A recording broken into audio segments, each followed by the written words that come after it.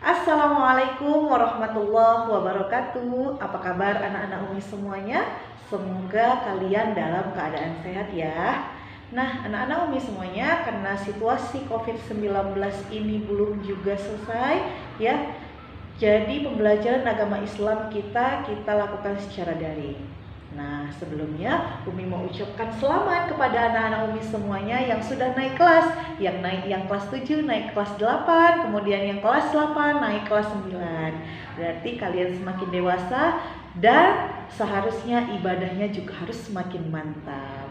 Nah, sebelum kita memulai pembelajaran agama Islam hari ini, kita harus berdoa bersama-sama ya.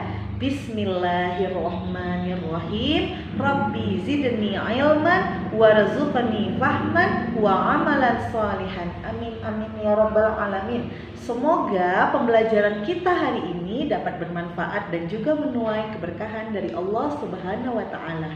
Nah, anak-anak Umi semuanya, silahkan dibuka buku paket agama Islamnya, karena kita akan belajar bersama melalui video ini. Dan Umi akan berikan materi melalui Microsoft PowerPoint. Silahkan disimak anak-anak Umi semuanya.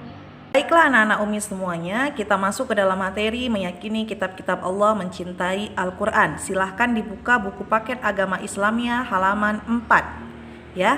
Pembahasan yang pertama yaitu pengertian iman kepada kitab-kitab Allah. Tapi sebelumnya Umi mau tanya dulu sama kalian, iman kepada kitab-kitab Allah itu merupakan rukun iman yang keberapa nak? Ayo, ada yang masih ingat? Ya, benar ya. Iman kepada kitab-kitab Allah merupakan rukun iman yang ketiga, ya. Iman kepada kitab-kitab Allah berarti kita percaya dan yakin dengan sepenuh hati bahwa Allah Subhanahu wa taala telah menurunkan kitab-kitabnya kepada para rasulnya untuk disampaikan kepada seluruh umat manusia. Kitab-kitab ini merupakan pedoman hidup bagi manusia agar dapat meraih kebahagiaan di dunia maupun di akhirat. Seandainya kita tidak mempunyai pedoman yang datangnya dari Allah, tentu kita tidak akan pernah mengetahui keberadaan, keesaan dan juga keagungan Allah Subhanahu wa taala. Jadi iman kepada kitab-kitab Allah ini merupakan hukumnya wajib. Ya. Nah, untuk selanjutnya kita akan bahas yaitu nama-nama kitab Allah dan rasul penerimanya. Nah, kitab yang pertama kali turun yaitu kitab Taurat. Nah, nama Taurat di sini berarti hukum atau syariat.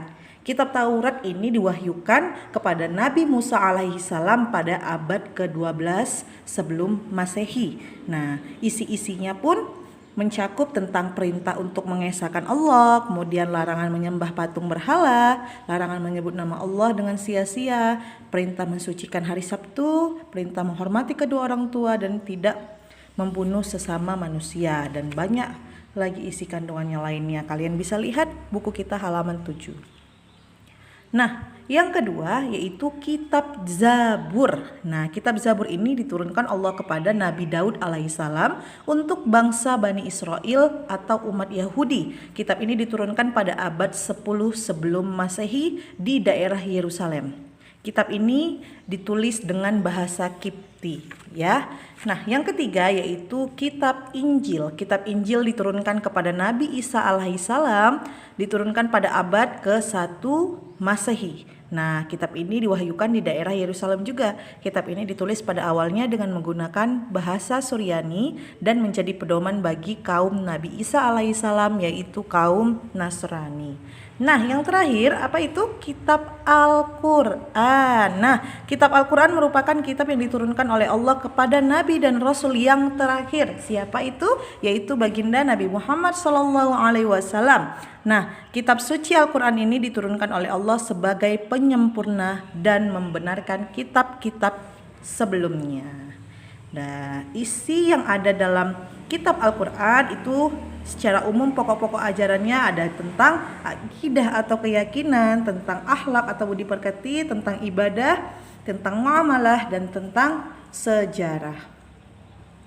Nah, Al-Quran sebagai kitab suci umat Islam. Di sini kita akan bahas tentang apa saja sih keutamaan Al-Quran ya. Yang pertama yaitu isi kandungannya lengkap karena mencakup segala aspek kehidupan. Nah, yang kedua, isinya sesuai dengan perkembangan zaman. Ketiga, susunan bahasanya yang indah dan jika kita membaca dan mendengarkannya itu merupakan ibadah. Nah, kalian sering gak baca Al-Quran, nak? Yang kelima, memuliakan akal pikiran manusia. Dan yang keenam, menjadi penawar penyakit. Masya Allah ya.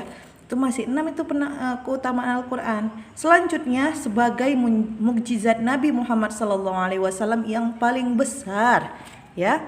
Yang selanjutnya membenarkan keberadaan kitab-kitab terdahulu dan menyempurnakan hukum-hukum kitab yang terdahulu ya. Selanjutnya tidak pernah mengalami perubahan karena terpelihara kemurniannya hingga akhir zaman. Dan yang terakhir, memadukan antara ilmu iman dan amal perbuatan ya. Jadi itulah dia sedikit dari banyaknya keutamaan Al-Quran yang perlu kita ketahui. Nah, di sini juga ada di buku kita, dilihat halaman 15. Di situ ada katanya tentang kitab dengan suhuf.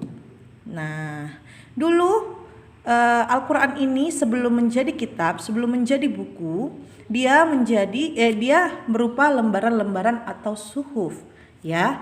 Nah, di sini kitab dengan suhuf itu merupakan banyak persamaan dan juga perbedaannya. Nah, persamaannya yaitu keduanya sama-sama firman Allah Subhanahu wa taala yang diturunkan kepada rasulnya. Nah, perbedaannya yaitu isi kitab lebih lengkap daripada suhuf. Kitab itu sudah dibukukan, sedangkan suhuf berbentuk lembaran. Kitab biasanya berlaku lebih lama daripada suhuf. Seperti itu ya, nak. Biar menambah pemahaman kita tentang perbedaan antara kitab dengan suhuf ya. Nah, selanjutnya yang kita bahas di sini adalah hikmah beriman kepada kitab Allah Subhanahu wa taala. Yang pertama, dengan kita beriman kepada kitab Allah, itu akan memberikan petunjuk kepada manusia mana yang benar dan mana yang salah, dan juga merupakan pedoman agar manusia tidak berselisih dalam menentukan kebenaran. Selanjutnya, manusia dapat mengetahui betapa besar perhatian dan kasih sayang Allah kepada hamba dan makhluknya. Hati manusia menjadi lebih tentram dan menambah ilmu pengetahuan. Yang kelima, meningkatkan kesabaran dalam menerima cobaan ujian dan musibah yang menimpa pada dirinya. Itu dia tadi sedikit hikmah kalau kita beriman kepada kitab Allah Subhanahu wa taala. Banyak lagi hikmah-hikmah yang akan kita dapatkan apabila kita memang benar-benar beriman kepada kitab-kitab Allah Subhanahu wa taala. Jadi perlu kalian ketahui, kitab-kitab Allah Subhanahu wa taala itu ada 4. Jangan cuman kita yang tahu cuman Al-Qur'an saja. Ya, yang pertama tadi apa? Taurat, Zabur, Injil dan juga Al-Qur'an. Semua itu datangnya dari Allah, diturunkan kepada Rasul, dan Al-Quran menjadi penyempurna kitab-kitab yang terdahulu. Nah, oke anak-anak Umi semuanya, kita sampai di penghujung pembelajaran. Umi akan memberikan kalian tugas ya. Yang pertama, coba kalian jelaskan pengertian beriman kepada kitab-kitab Allah, jelaskan nama-nama kitab Allah dan Rasul penerimanya. Selanjutnya, sebutkan keutamaan kitab Al-Quran. Dan yang terakhir, jelaskan hikmah beriman kepada kitab-kitab Allah. Baiklah anak-anak Umi semuanya, itu tadi materi kitab untuk pertemuan pertama ini. Umi berharap kalian simak baik-baik materi yang sudah Umi jelaskan tadi, dan juga kalian kerjakan tugas yang sudah Umi berikan ya. Nah, kita tutup pembelajaran agama Islam hari ini dengan melafazkan hamdalah. Alhamdulillahirabbil alamin. Semoga Allah memberkahi pembelajaran kita hari ini. Umi mohon maaf apabila ada kesalahan. Umi ucapkan assalamualaikum warahmatullahi wabarakatuh.